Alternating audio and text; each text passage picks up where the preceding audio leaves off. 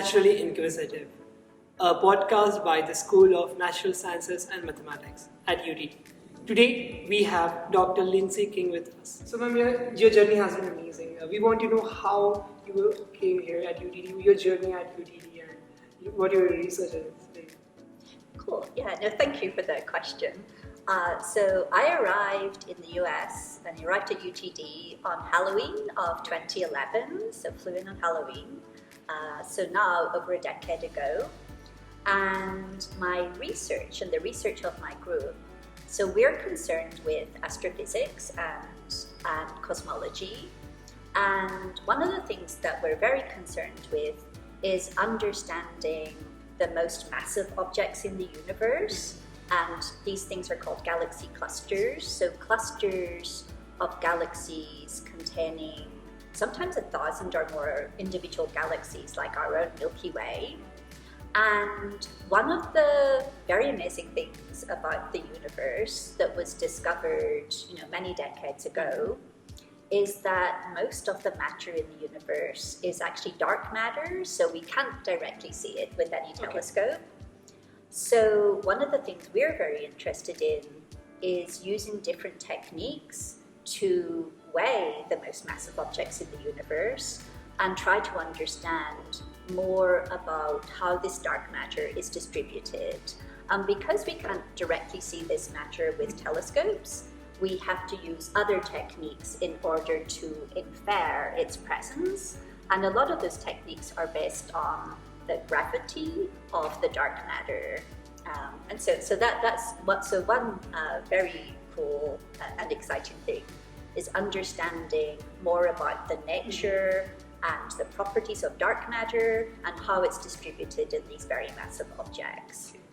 And then something else that I've been working on recently with some of the students in my group and also another colleague at UTD called Dr. Mike Kesden is understanding if we have objects like black holes or supermassive black holes.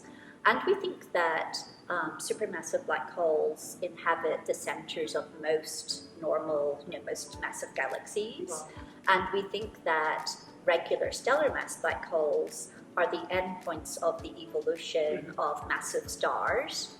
And when supermassive black holes or stellar mass black holes, when they come very close together, they can merge with each other and they can emit something called gravitational waves, which were discovered 6 or 7 years ago by the LIGO collaboration. So what we're trying to understand is what impact does foreground objects called gravitational lenses, what impact does gravitational lensing have on the gravitational wave signatures of these very massive objects. That's great. And so gravitational lensing is like the bending of any kind of waves by the presence of a massive object. And so if we are observing some of these gravitational wave events, if there's a gravitational lens in the way, it can kind of distort our view of the gravitational wave source, and it might impact on our interpretation of merging compact objects. And of course, everyone wants to understand more about compact objects and black holes, so this is also something I think very cool. Yeah, that's so cool and interesting, Yeah, so so I'm interested in, I guess you could say, gravity on different scales in the universe, so how gravity is working, and then the impact of gravity on light, and also on how structures form in the universe. That's so interesting.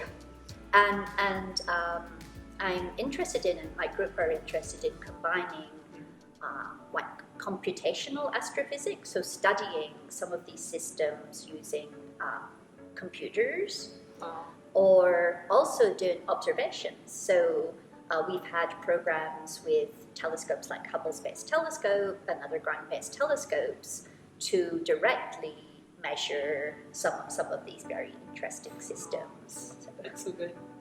what advice would you give to someone who is considering natural sciences or who's considering physics or astrophysics as their major?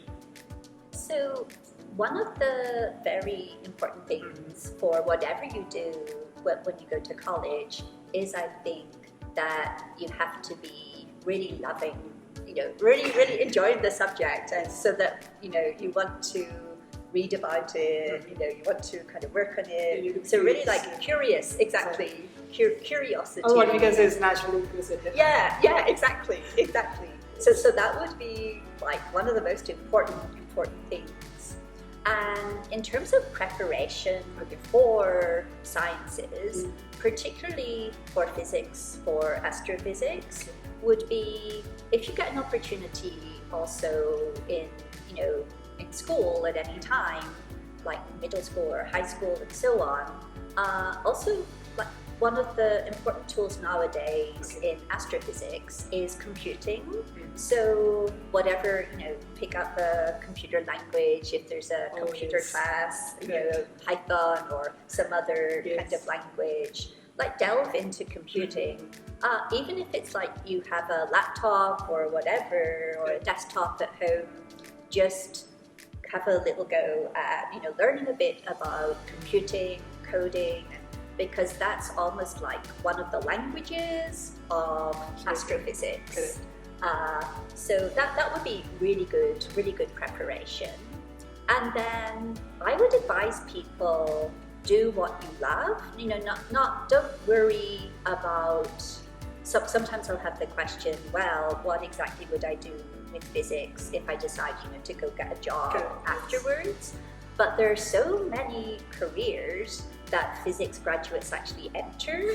So, I've seen people go, continue in physics to grad school or astrophysics, or go and do something with patent law, or go into finance, or go into school teaching, or go and do various things. So when you do physics or natural sciences, when you study that, you are building up such important skills as you go along, that you're very well prepared for many careers, and some careers might not even occur. So I've seen students go into, for example, after graduating, go into law, which you might not necessarily think of immediately. Physics is also a really good preparation for going into med school, going into one of the medical professions. So so the world is kind of your oyster, pretty much. You need to just look at it and love what you're doing. Yeah, exactly. I wouldn't kind of suggest going and studying something just because you think it's like, if you're not interested in it. Yeah, it's good to kind of wake up every day and enjoy what you're doing. Yeah, there is this famous quotation that if love is a tree, success is its shadow. So if you are loving something, success is going to be there for sure. Cool. Yeah, that sounds very nice. Yeah. So ma'am, how can a student who is watching this podcast can get involved into research, one who is in the natural sciences and mathematics? Cool. So I would suggest for physics majors that one of the first classes you would take at UTD is something called the Fun of Physics. Okay. And that gives students an introduction to all the different research areas. So each week you would have a different professor speak about their research area. So that would show, maybe topics that you hadn't necessarily thought of when you're at high school. And so that's a good way to kind of get a survey of what's going on. And then our Society of Physics students maintains a list of professors who have openings in their research groups. And otherwise, I would suggest emailing, go and talk with the professors or emailing them to find out if they have availability. So for example, on some topics, it would be necessary to have experience, say, in computing, or maybe some topics you might want to have experience of something like quantum mechanics, depending on the area of physics that you're interested in. And so then the professors can tell you, what classes you would need to take before, maybe engaging in research in their particular group. Another really great way to get involved with research during the summers, not necessarily at UTD, maybe in other universities, is something called the National Science Foundation REU programs. Okay. And those you go and do like a 10-week internship essentially in some other university. And then there are other, like NASA, for example, have summer programs, and other institutes also have summer programs, which can be applied to. So those are all good things to keep an eye out for. Another really good way to learn about research is to also speak to some of the more senior undergrad students or grad students, just to find out what's kind of going on in their labs. But not being shy, and don't hesitate to contact professors whose research you find interesting. Yeah, I think that would Indeed, yeah. This is the best advice for any student who is looking for it, because sometimes they fear reaching out to the senior or maybe professor, but that's not how it works, right? You have to take that chance of messaging the professor. Or the and not to, like you say, and something else I'll add is, if you email and you don't get a response, don't worry that it's not, sometimes if you get hundreds of emails a day or whatever, then don't be worried that it's something kind of personal. Send a reminder email or drop by the person's office, and that would, I would say, would be a good thing to do. Yeah, and let me think if there's anything. Oh, there's also the possibility for undergraduates to do research classes. Okay. So you can specifically get credit for research that you do. And that's a very good option, I think, for slightly more senior students to do. That makes sense. And then, that gives you can write maybe like a senior thesis and so on the topic. So, yeah. But if in doubt, don't be hesitant and just kind of reach out. Thank you. So, can you tell us how a student can network around this physics and around natural sciences? So, for the physics students, there is a Society of Physics Students, and they engage in a wealth of activities related to physics, a lot of fun activities. But that would also be a good place for an incoming student to start networking, because then you have students from all different years who would have really great advice about engaging in research groups and so on. So I would suggest joining that society is a very good way to reach out, to get information, very good information. There are also, of course, the NS&M advising offices who help, prepare the schedule and, help make sure that if you have any previous credits, that those get applied to your degree plan and so on. And then, for example, I'm the undergraduate faculty advisor for the physics program.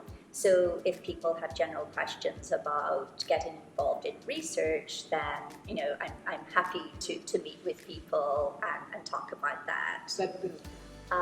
And then at some point in the year, what we do is quite often SPS will arrange an online meeting or a meeting, and I'll also come and talk to people about getting involved in research and that sort of thing.